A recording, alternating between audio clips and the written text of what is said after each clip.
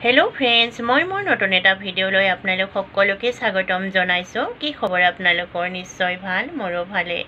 আজি মই ভিডিও এটা বনাইছো। মইনো ঘৰত কি বস্তু ৰৈছো সৰু সৰাকে তাকে মই দেখাম বুলি ভাবিছো। যদি আপোনালোকৰ চাই ভাল লাগে তেতিয়া হলে প্লিজ লাইক কৰিব, কমেন্ট কৰিব আৰু মোৰ ভিডিওটো চাই যদি আপোনালোকৰ ভাল লাগে তেনেহলে প্লিজ সাবস্ক্ৰাইব কৰি দিব।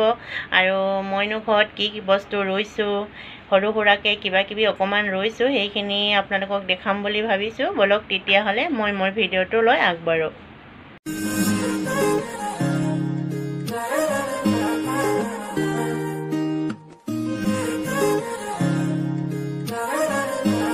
এজোপা মই মধুৰি ৰুইছিলো। মধুৰিডাল সৰুতে লাগিছে। এয়া মধুৰি যোৱা বছৰ বহুত লাগিছে, এবাৰ ডালবোৰ কাটি দিয়া হ'ল কাৰণে দুটা লাগিছে অকণ।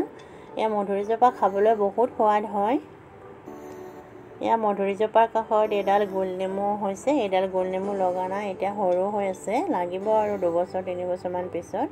মধুৰিজোপাৰ কাষত এয়া অমিতা দুডাল উঠিছে। অমিতা ডাঙৰজোপা বহুত লাগিছিলে, খাবলৈ বহুত ধুনীয়া হয় অমিতাডাল।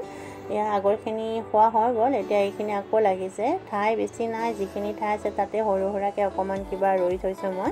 আৰু এয়া হৈছে ভেদাইলতা। ভেদাইলতা চাটনি খাবলৈ ভাল, কেতিয়াবা পকৰি বনাবলৈ লাগে যিহেতু এডাল সৰুকৈ মই ইয়াত ৰুই থৈ দিছোঁ। তাৰ কাষতে আছে মচন্দৰী। এয়া মচন্দৰীখিনি এতিয়া বাট ওলাইছে। চাটনি খাবলৈ মচন্দৰী বহুত ধুনীয়া লাগে।